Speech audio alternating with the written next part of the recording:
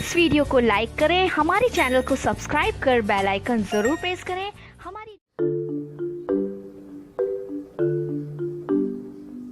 This is Jeff Hinton. Because of a back condition, he hasn't been able to sit down for more than 12 years. I hate standing. I'd much rather sit down, but if I sit down, I have a disc that comes out. So, Okay. Well, at least now standing desks are fashionable. And yeah, but I was ahead. I was standing when they weren't fashionable. Since he can't sit in a car or on a bus, Hinton walks everywhere.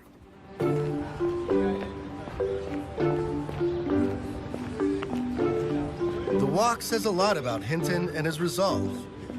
For nearly 40 years, Hinton has been trying to get computers to learn like people do, a quest almost everyone thought was crazy or at least hopeless, right up until the moment it revolutionized the field.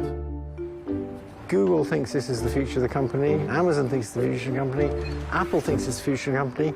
My own department thinks this stuff's probably nonsense and we shouldn't be doing any more of it. So I talked everybody into it except my own department.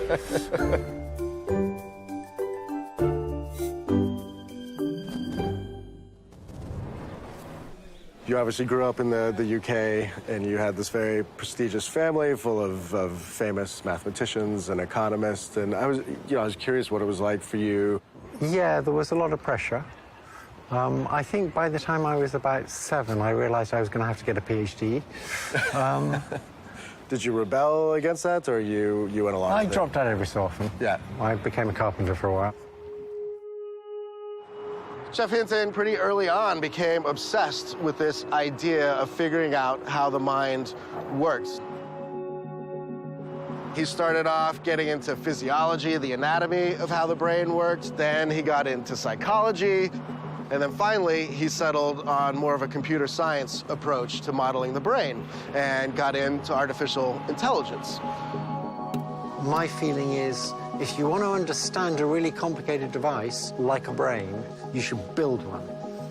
I mean, you could look at cars and you could think you could understand cars. When you try and build a car, you suddenly discover that there's this stuff that has to go under the hood, otherwise it doesn't work. Yeah. As Jeff was starting to think about these ideas, he got inspired by some AI researchers across the pond. Specifically this guy, Frank Rosenblatt. Rosenblatt, in the late 1950s, developed what he called a perceptron, and it was a neural network, a computing system that would mimic the brain.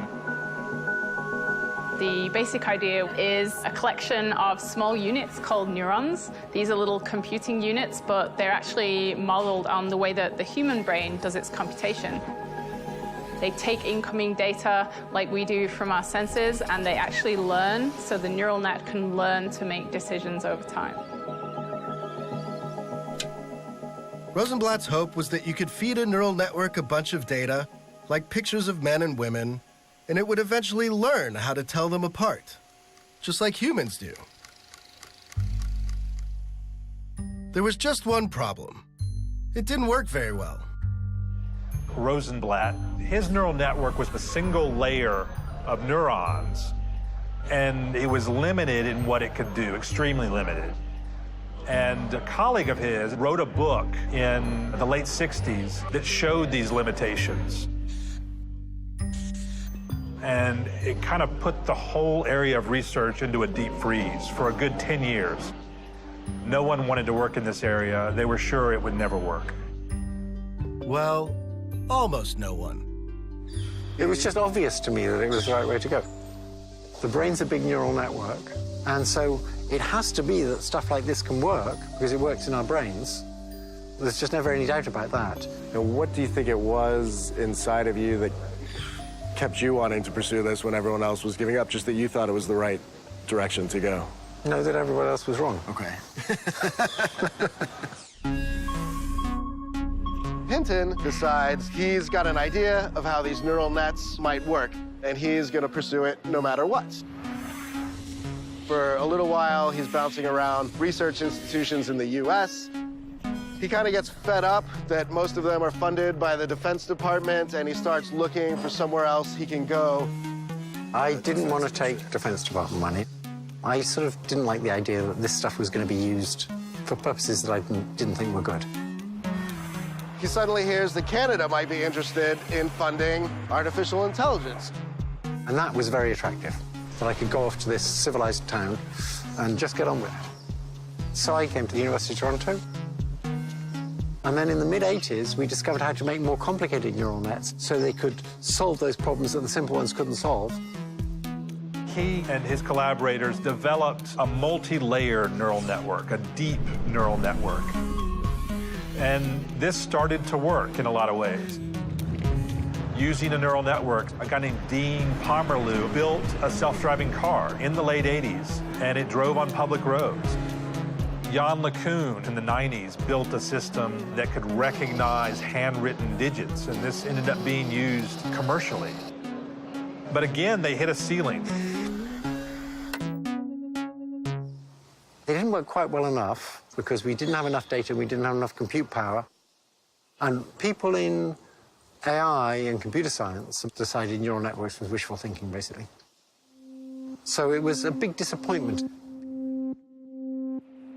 Through the 90s, into the 2000s, Jeff was one of only a handful of people on the planet who were still pursuing this technology. He would show up at academic conferences and be banished to the back rooms. He was treated as really like a pariah. Was there like a time when you thought this just wasn't going to work and you did have some self-doubt? I mean, there were many times when I thought, I'm not going to make this work. But Jeff was consumed by this and couldn't stop. He just kept pursuing the idea that computers could learn until about 2006, when the world catches up to Hinton's ideas.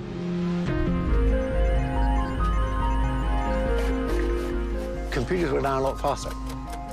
And now it's behaving like I thought it would behave in the mid-'80s. It's solving everything.